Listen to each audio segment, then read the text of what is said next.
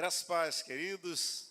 Bom, pode sentar um minuto, fiquem à vontade, sintam-se como se estivessem na igreja de vocês.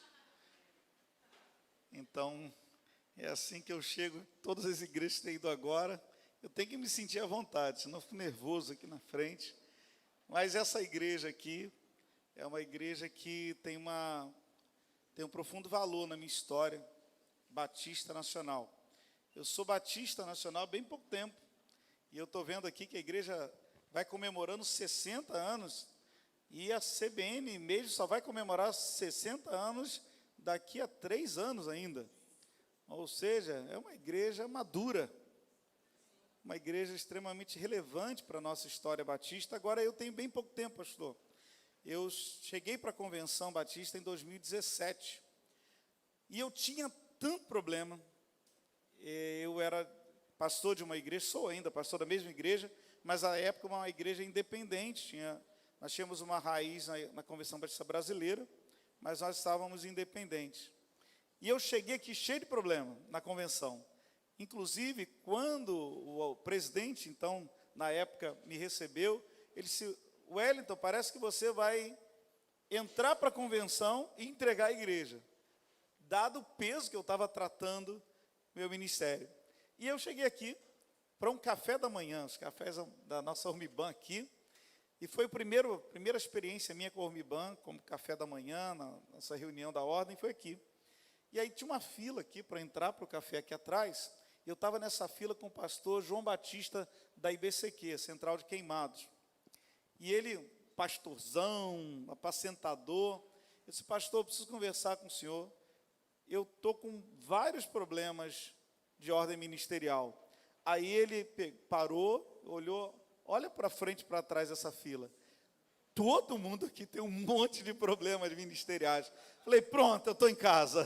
Eu já sei que se eu não resolver todos eles, pelo menos eu tenho amigos que estão passando pelo mesmo problema. Mas aqui foi a minha primeira experiência. Estive aqui em outros momentos também, mas agora com a alegria de poder estar compartilhando a palavra do Senhor.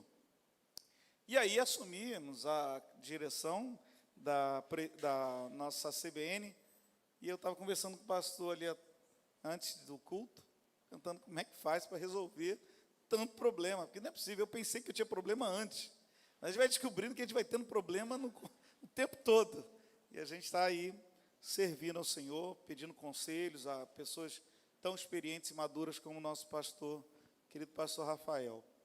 Bom, eu quero compartilhar a palavra do Senhor, vim para isso, né? Quero compartilhar a palavra que está em Atos, no capítulo 16. E tem muito a ver com o que eu li quando eu cheguei aqui, dos 60 anos, texto do Evangelho de João. Eu escolhi vocês para que vão e deem fruto, e que esse fruto não se perca. E nós vamos falar um pouquinho sobre a caminhada de uma igreja que vai frutificando e o que ela passa por esse processo. A gente vai ler o texto de Atos, no capítulo 16, a partir do verso 6. E é o texto em que Paulo, ou pelo menos Lucas, está descrevendo a experiência que Paulo teve a respeito do Espírito Santo e como o Espírito Santo direciona a igreja para onde ela não quer ir, para viver o que ela não decidiu viver, mas para servir a grande comissão que Cristo escolheu e decidiu para a sua igreja. E essa é a história da nossa igreja. E é interessante, porque quando eu não sei se tem alguém aqui que não entregou a vida para Jesus ainda, né, não faz parte do corpo, como nós assim assimilamos, mas quando a gente entrega a vida para Jesus, a gente tem que ter uma filosofia nova na nossa cabeça. Se a gente entrega alguma coisa para alguém, significa que aquilo não é mais nosso. Nós entregamos o domínio, a autoridade, o poder, todos os processos na mão de outra pessoa. É igual quando a gente empresta o carro para alguém. A gente pode pegar o carro e dizer: por favor, toma cuidado, anda devagar, né? Você faz um monte de considerações. Mas na hora que a pessoa pegou a chave, é ela que vai decidir o que ela vai fazer. E nós precisamos compreender que a nossa vida, nosso ministério, nossa igreja, o corpo de Cristo, tudo está nas mãos do Senhor para que ele faça da forma que ele decidir e bem entender. E são 60 anos nas mãos do Senhor, na nossa igreja. Vamos ler texto de Atos, capítulo 16, a partir do verso 6, diz assim: E percorreram a região frígio-gálata, tendo sido impedidos pelo Espírito Santo de pregar a palavra na província da Ásia. Chegando perto de Mísia, tentaram ir para Bitínia, mas o Espírito de Jesus não o permitiu. E tendo contornado Mísia, foram a Troade. À noite, Paulo teve uma visão, na qual um homem da Macedônia estava em pé e lhe rogava, dizendo: passe a Macedônia e ajude-nos. E assim que Paulo teve a visão, imediatamente procuramos partir para aquele destino, concluindo que Deus nos havia chamado para lhes anunciar o Evangelho. Glória a Deus por essa palavra. Querido, nós precisamos perceber a razão de nós estarmos servindo ao Senhor. E quando nós compreendemos o porquê nós nos reunimos dominicalmente, semanalmente, nas reuniões de segunda, terça, quarta, quinta, sexta, o tempo que nós vamos investir num seminário, como vai reabrir aqui, e vai ter uma grande turma que vai separar mais um dia da semana para ter uma aula presencial, e vai ter mais 6 dias para assimilar aquilo que aprendeu, e construir trabalhos para entregar na semana seguinte. Vai ser uma rotina, mas por que nós fazemos isso? Qual é o objetivo de fazermos isso?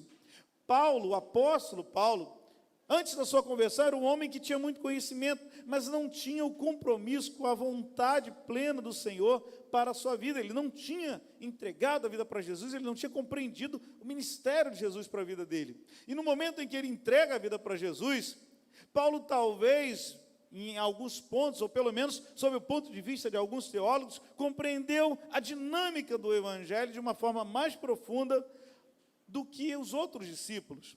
Talvez, eu não estou dizendo que sim, eu estou compartilhando que uma boa parte dos teólogos entendem, porque diz respeito ao ministério da graça de Deus, ao Evangelho que traz a presença de Deus, não para dentro de uma estrutura religiosa existente, mas traz para todas as nações, porque atingiu os gentios e não só os judeus.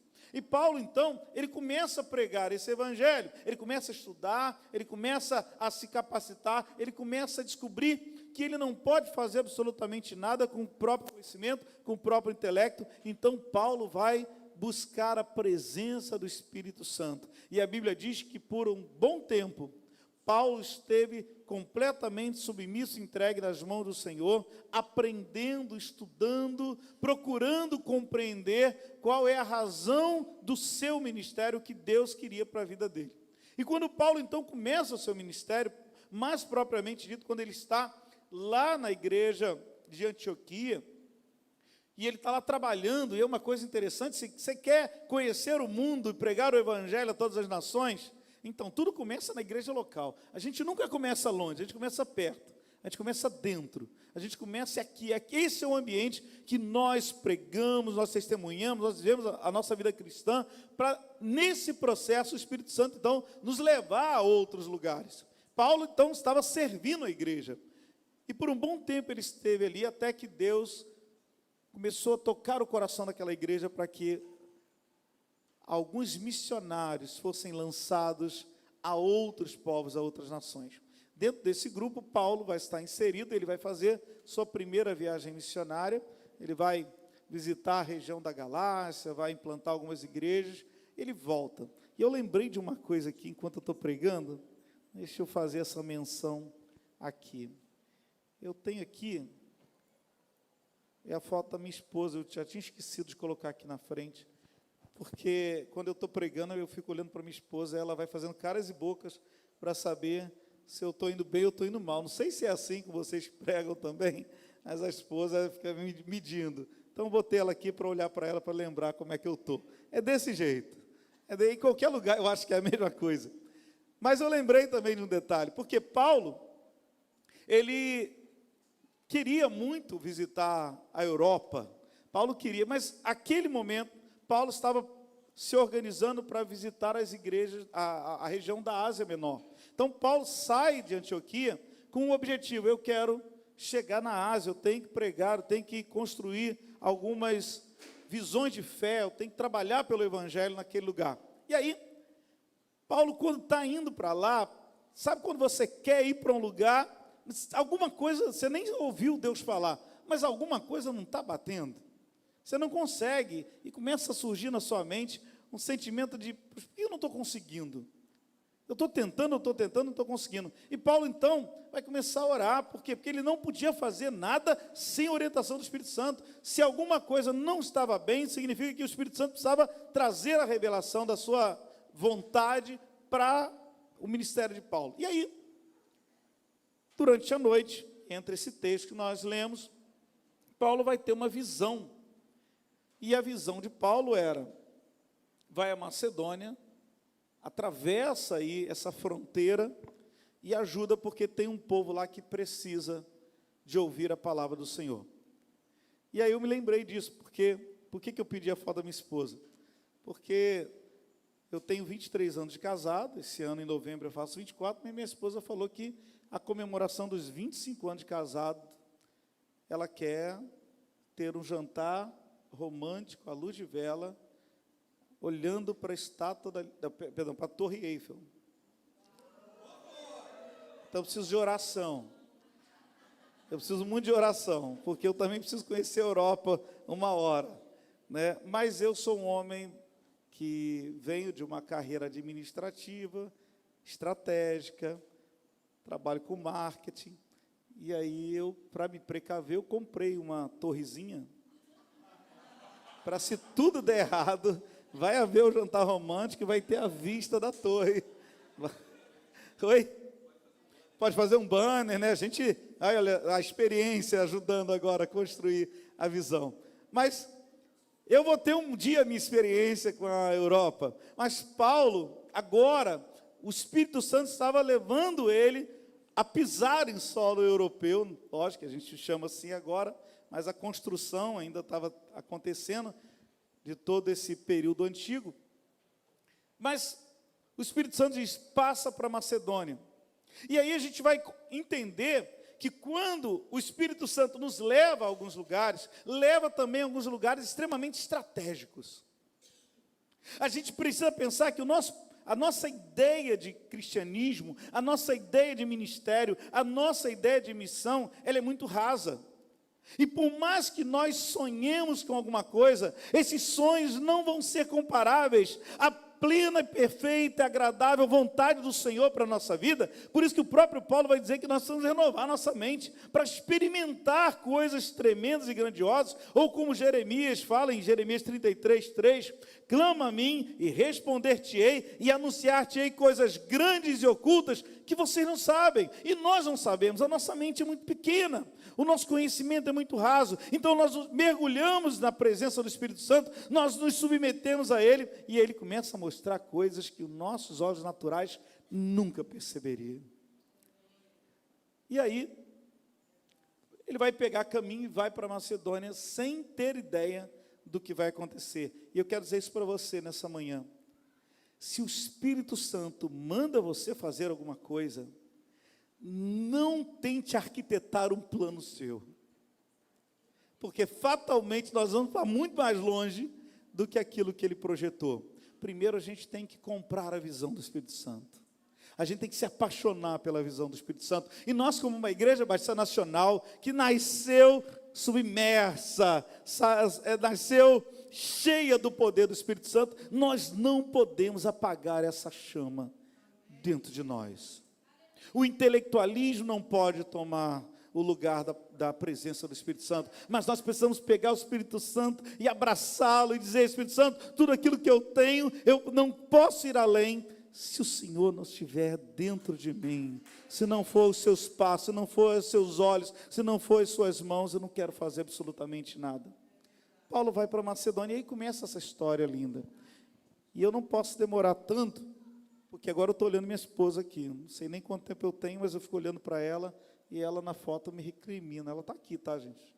Então tem que ficar olhando para ela. Mas Gostaria de falar muito rapidamente sobre alguns desafios que a igreja enfrenta nessa obediência e submissão ao Espírito Santo, mas também em como obedecer o Espírito Santo sempre vai nos fazer terminar bem. Paulo vai chegar na cidade de Filipe, e Paulo tinha uma estratégia. Ele ia sempre para um lugar onde era mais familiar. Então, quando ele chegava em um lugar, ele procurava algum lugar onde os judeus poderiam se reunir. Se não houvesse uma sinagoga, haveria um outro ambiente. Embora houvessem poucos judeus, ainda assim haveria um lugar de reunião. Porque é assim com a gente também, né? A gente chega num lugar, você sai daqui, vai trabalhar, sei lá, na Groenlândia. Quando você chegar lá na Groenlândia, você vai começar a procurar onde é que tem um povo de Deus, para você poder se localizar e orar com alguém e construir ali, porque nós somos assim. E aí Paulo também vai procurar, porque ele sabe que tem, e ele vai descobrir que tem um lugar onde um grupo está orando.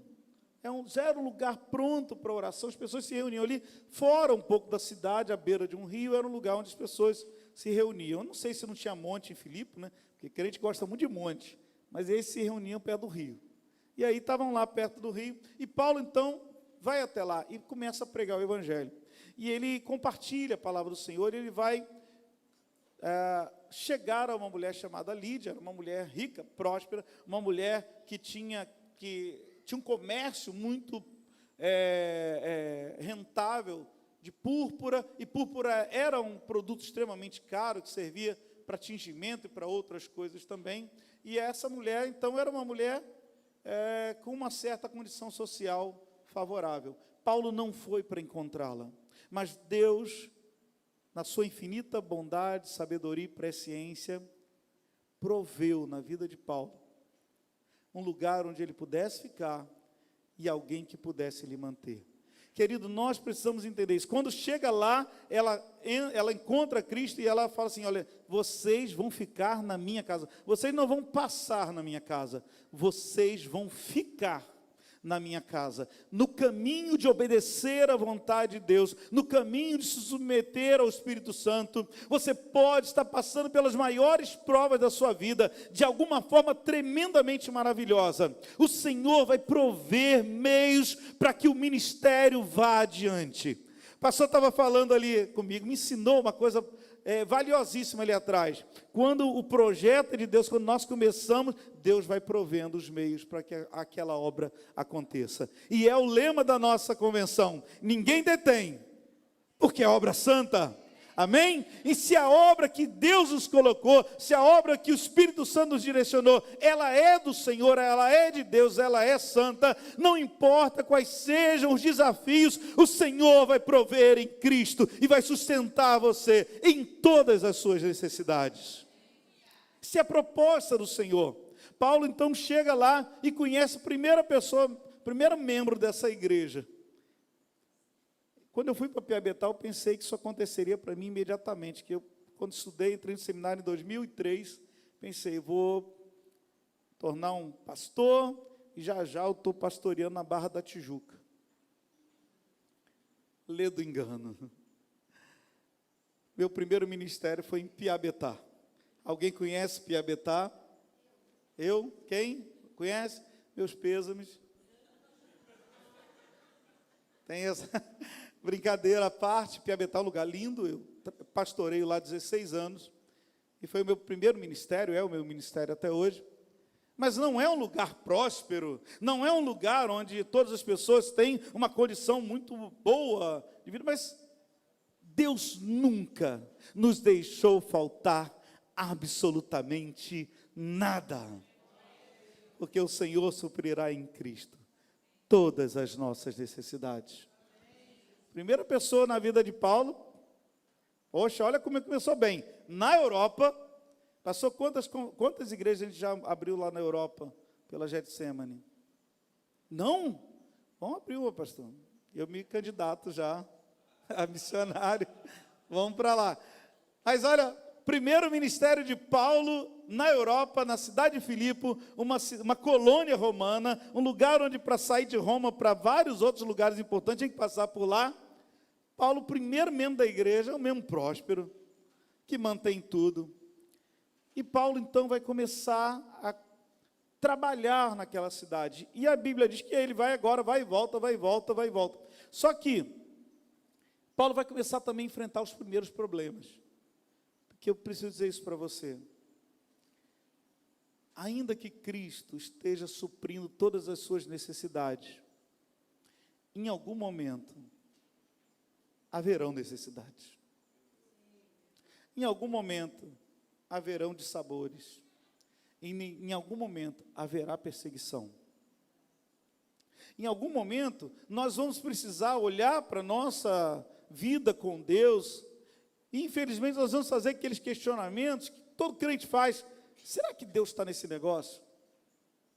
E quando nós chegamos a esse momento, parece que Deus fala assim, olha, eu te coloquei no momento bom, mas agora você também vai experimentar o que é um pouquinho do que o mundo oferece. E Paulo vai dizer para os próprios filipenses depois, já aprendi a me contentar com o que tenho, já aprendi a ter a fartura, mas também padecer necessidade, porque eu aprendi uma coisa na vida cristã, em Cristo eu posso todas as coisas, porque é Ele quem me fortalece.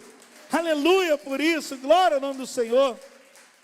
É a própria experiência de Paulo nos ensinando. E aí, vai haver problema. Paulo então está lá com uma igreja, tem lugar para dormir, lugar para comer, tem as necessidades dele, mas aí ele vai agora fazer esse circuito de ir até o lugar de oração, talvez para encontrar mais pessoas. Era um grande centro evangelístico, um lugar onde as pessoas já estavam disponíveis para ouvir a voz do Senhor, mas ele vai e volta, e aí quem vai andar atrás dele? Uma jovem, uma escrava, que servia a pessoas, e lá, assim como todo o Império Romano, isso era muito comum, o espírito de adivinhação. Então as pessoas adivinhavam, porque eles recorriam a uma divindade chamada Apolo. Então Apolo era o grande deus deles e revelava coisas, inclusive, as pessoas, por exemplo, até para casar, muitos não, perguntava lá, o espírito de adivinhação se podia ou não, se podia abrir um negócio ou não, é uma coisa muito comum naquela época.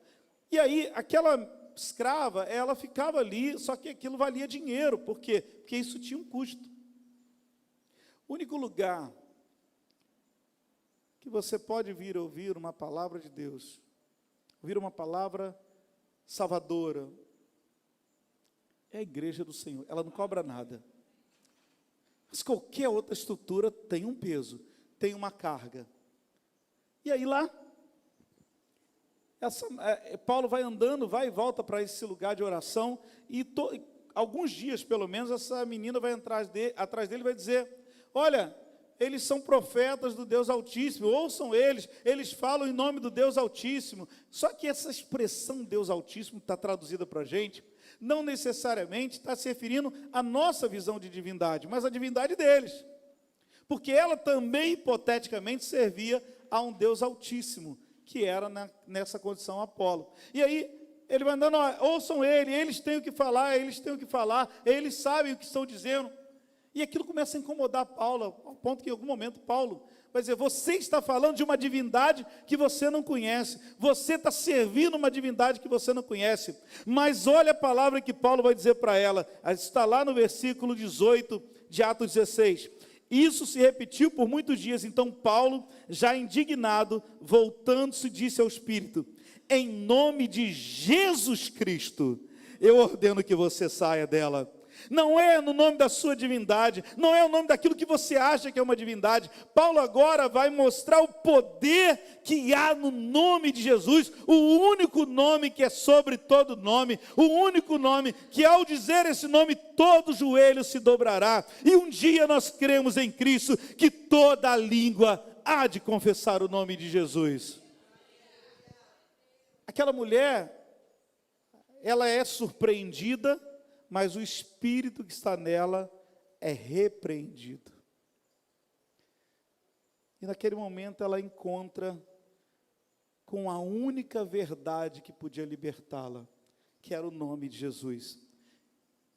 Só que fazer a obra de Deus vai gerar, muitas das vezes, para a gente, retaliação. Nós somos acusados de tanta coisa pela mídia, nós somos acusados de tantas coisas por outras religiões, nós somos acusados de tanta coisa de gente que nem acredita em Deus.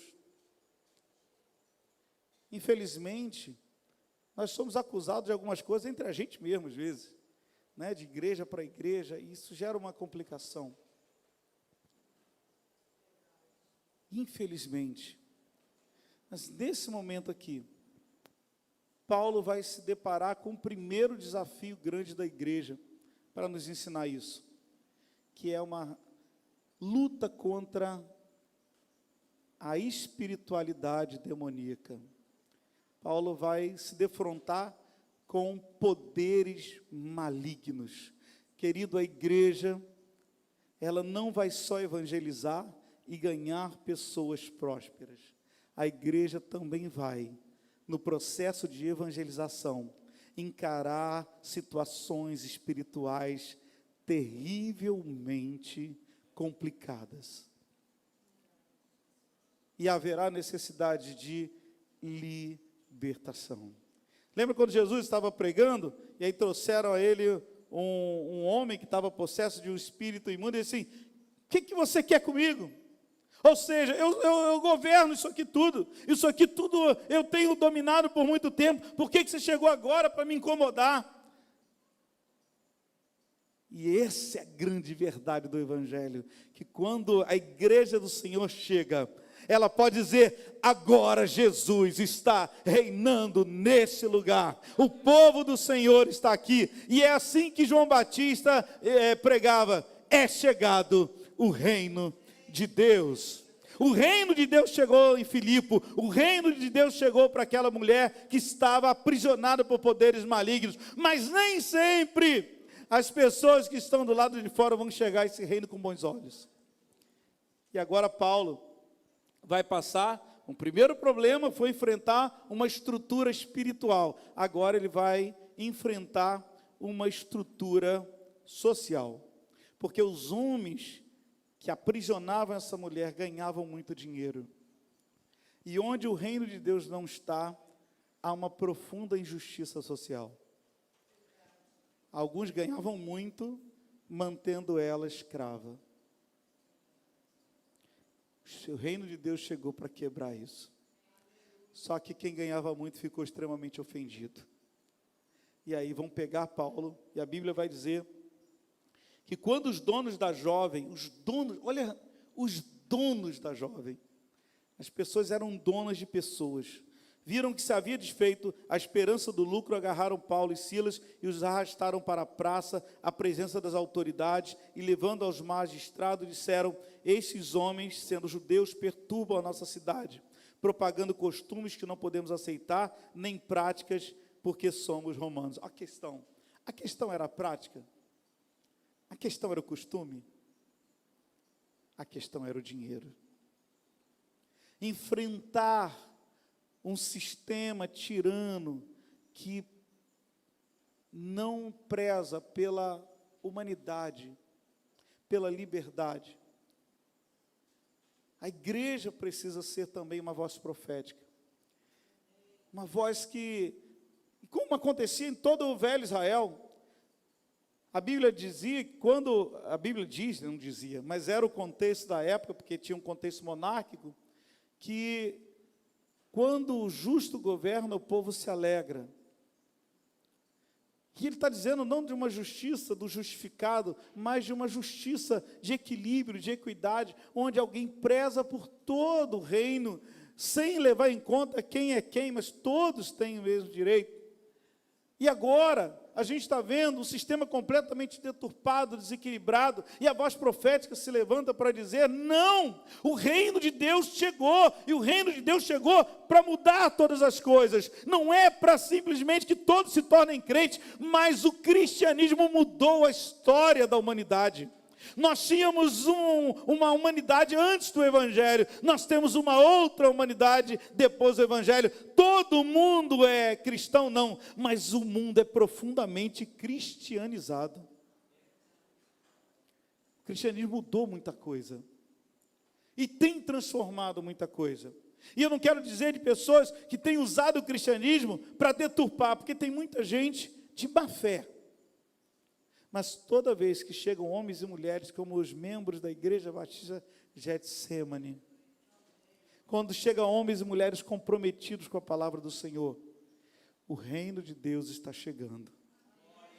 Na sua escola, no seu trabalho, na sua empresa, na sua vizinhança, onde você chega, a presença de Deus é notória. E você chega para abalar, pelo poder do Espírito Santo e conhecimento da palavra de Deus, abalar estruturas de desequilíbrio social. Então você vai, primeira batalha era espiritual, a segunda era uma batalha financeira. E a terceira batalha? A terceira batalha é essa. É que se usam tantos argumentos políticos, sociais, para dizer que a igreja não deveria existir. De tantos países que oprimem o cristianismo. Nós vivemos uma sociedade brasileira pacificada, não tem nem comparação quando a gente fala, não, que eles sofrendo perseguição. Não tem a ver com a perseguição que está lá nos países árabes, países onde você não pode, não só árabe, no Oriente também, lá na China, aqueles lugares, na Coreia do Norte, onde você tem que fazer tudo escondido mesmo, mas ainda que tem que se pregar escondido, o poder de Deus vai se manifestando, e a igreja vai crescendo e se tornando forte. Pastor, o que o senhor quer dizer com tudo isso? Bom, Paulo vai ser preso, eu disse que nós vamos ter problema. Paulo vai ser preso com Silas, jogado lá na prisão, e uma prisão que provavelmente não tinha janelas, não tinha nenhum tipo de espaço onde pudesse entrar algum tipo de luz, porque eu digo isso, porque eles estão lá, rasgaram a roupa deles, chicotearam, prenderam a igreja, tentaram prender a igreja ali, chicotearam a igreja, porque a igreja estava representada ali por esses homens. E tem gente que às vezes passa tanto tempo reclamando. O papel da igreja não é ficar reclamando, o papel da igreja é profético, mas não é de murmuração, não é de ficar, lembra, o pessoal que é da minha época, aquele desenho Lip Hard, eu vejo o pessoal balançando a cabeça, porque todo mundo é velhinho igual a mim, que aí tinha uma hiena, e a hiena sempre foi um bicho sorridente, né? Mas é uma hiena que parece uns crentes aí, que assim, ó vida, ó céus, ó azar.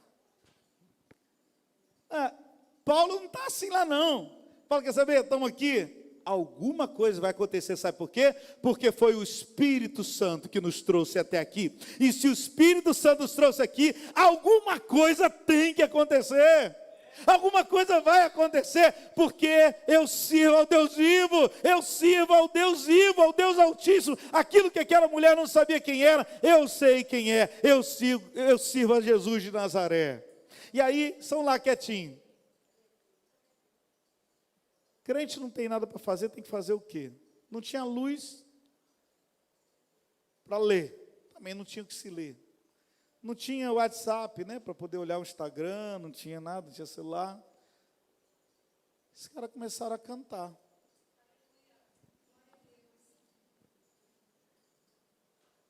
Cantar não é uma terapia, não. A Bíblia diz que Deus habita no meio da adoração do seu povo. A gente começa a cantar, começa a sentir a presença de Deus, o calor do Espírito Santo, a glória do Senhor vai ali crescendo, crescendo. E a Bíblia diz que os outros presos estavam lá, eles começaram a notar também alguma coisa diferente. Eles ficavam olhando. Olha, por volta, versículo 25, por volta da meia-noite, Paulo e Silas oravam e cantavam louvores a Deus. E os demais companheiros, agora eram os companheiros de prisão, ficavam escutando.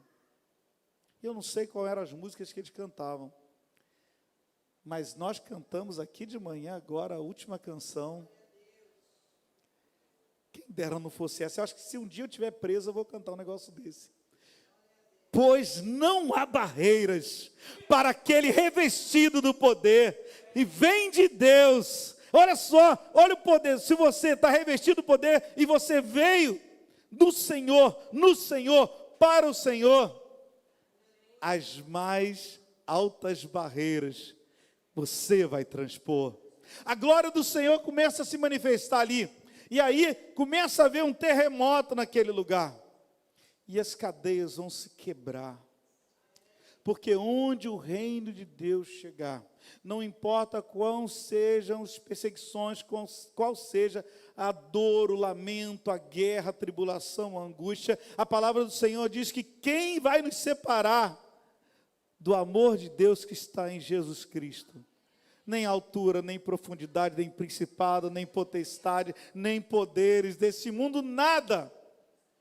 Como é que Paulo vai ganhar uma batalha? Como Josafá lá atrás, vocês não vão pegar em arma, vocês vão adorar o Senhor. E quando o povo lá no Velho Testamento começou a adorar ao Senhor, Deus pôs emboscada aos seus inimigos. E eles ganharam a guerra sem levantar uma espada. Eles ganharam a guerra adorando ao Senhor. Paulo está agora dentro da cadeia. O que ele vai dizer? O que me resta aqui é a única coisa que eu vou fazer eternamente no céu. Eu vou adorar. Eu não estou lá ainda, mas o céu vem até aqui. E eles começam a adorar naquele lugar. E acontece um terremoto que virou até canção. Você pensa nisso quando você canta? À meia-noite cantarei uma canção tão forte que os prisioneiros ouvirão. Quando não há o que fazer, e é muito forte a minha dor, e louvo ao Senhor.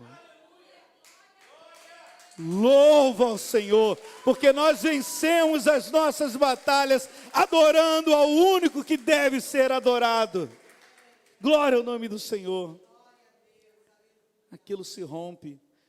E aí, chega o carcereiro que não estava lá, era um funcionário público displicente, porque eu fui funcionário público, eu não fui, mas tem funcionário que é aquele, se não tem nada para fazer, eu vou dar uma volta. Ele devia estar lá. E quando acontece, ele vem correndo e não vê ninguém. Por quê? Porque está escuro. É meia-noite. Não tinha entrada de luz em lugar nenhum. E ele vai pegar a espada e vai dizer: eu vou me matar. Igreja, interessante isso, né? A primeira igreja da Europa tinha uma asiática rica, uma europeia escrava, e agora tinha um funcionário público. Porque esse cara aqui vai dizer, você vai pegar a espada e vai dizer: eu vou me matar, vou tirar minha vida, porque ele sabia o sofrimento que ele passaria junto com o Império Romano, porque o Império Romano não era um império patriarcal, era um império de dominação, e tinha penas terríveis. E aí ele vai dizer: vamos me matar, eu vou me matar logo antes que piore a situação. E aí Paulo vai dizer: não faça isso não. Eu vou fugir? Foi para a liberdade que Cristo me libertou, não foi para fugir. Todos nós estamos aqui, não estava só Paulo e Silas e todos os demais prisioneiros que estavam ali, pelos diversos motivos que tivessem, eles continuaram ali. Sabe por quê? Porque Jesus não veio para quebrar uma série de regras e trazer uma certa confusão dentro do sistema. Não, ele não veio para fazer isso. Ele veio para libertar pessoas das garras do inimigo. As pessoas não fugiram, sabe por quê? Porque a presença de Deus estava lá dentro. E é muito melhor ficar com a presença de Deus, aonde a gente estiver. Se a presença, não é assim? Não me faça sair desse lugar, se a tua presença não for comigo. Eles ficam lá. E agora eu vou caminhando para o final para dizer isso. Paulo, aquele carcereiro vai dizer: o que eu preciso para ser salvo? Ele não está falando de salvação em Cristo, ele nem sabia, ele não conhecia o ministério de Jesus, ele era romano, ele não era judeu, ele não tinha nenhum tipo de conhecimento a respeito disso, porque a gente lê e pensa assim, cara, então já foi evangelizado. Não, Paulo pega aquela palavrinha maravilhosa, o que eu preciso para ser salvo? Ele vai dizer assim, agora eu entendi porque que eu estou aqui. Eu estou aqui porque você precisa de uma salvação que você ainda não conhece. Mas eu digo para você, o que eu vou te apresentar, crê no Senhor Jesus Cristo e serás salvo tu e a tua casa. O que o carcereiro vai fazer? Então vamos lá para a minha casa. Porque a minha família precisa testemunhar, entender e conhecer o que aconteceu aqui nessa noite. E a Bíblia diz que ele vai até a casa daquele homem e a sua família se converte e é batizada em nome de Jesus. O que aconteceu no final da história? Paulo vai dizer assim, só que eu não estou livre pelos romanos, eu sou livre em Cristo Jesus, mas eu não devo nada a ninguém, porque o crente, cabeça erguida, crente tem que andar de cabeça erguida, não devo nada a ninguém. Tem gente que está assim, fez uma grande bobagem, e aí está sendo penalizado, estou passando uma prova, está passando uma prova não, você está cumprindo uma sentença, porque você cumpriu erradamente o teu ministério, ou fez alguma coisa errada. Mas quando você está debaixo da orientação do Espírito Santo, e você está fazendo tudo certo, alguma coisa notória também tem que acontecer, porque Deus preserva a sua honra. Quando sabem que Paulo era o cidadão romano, mandaram lá soltar Paulo e disseram, por favor, saiam daqui. Vão embora daqui logo, porque nós erramos com vocês. E Paulo vai voltar para a casa de Lídia e vai permanecer ali por algum tempo ainda e depois vai embora. E o que eu quero dizer com isso nessa manhã, que a nossa igreja está completando 60 anos de ministério? É que o que aconteceu lá no passado com Paulo, aconteceu em alguns momentos, provavelmente na vida de alguns aqui, ou de todos, e na vida dessa igreja. E nós aprendemos que o ontem e o hoje, nesse ponto, eles se misturam. Os problemas, as crises, as coisas que vão acontecendo, as perseguições, tudo isso vai continuar acontecendo. Mas nós aguardamos uma promessa do Senhor, de que um dia, um reino sempre eterno, um reino eterno, um reino que vai existir por toda a eternidade, para sempre, sempre, sempre, será um reino de justiça e de paz. Hoje a Igreja Batista Getsemane está aqui em Olaria, para mostrar para o mundo lá fora, para aquele reino confuso, para aquele reino complicado, para aquele reino turbulento, para aquele reino sem comando do Senhor, para aquele reino lá que cada um faz o que quer, que existe um reino de paz e justiça se instaurando sobre toda a terra. E esse reino que está aqui na terra, está aguardando o cumprimento da volta do Senhor, que um dia os céus vão se abrir. Quantas vezes nós pregamos sobre isso, mas precisa ser um desejo latente do nosso coração, os céus se abrindo, e o Senhor chegando, com o seu exército celestial, descendo para encontrar uma igreja que sobe, para encontrá-lo nas alturas, para viver com Ele por toda a eternidade. Quem é essa igreja? Esse povo que não faz absolutamente nada sem a direção do Senhor e que cumpre eficientemente, eficazmente a vontade do Senhor todos os dias da sua vida.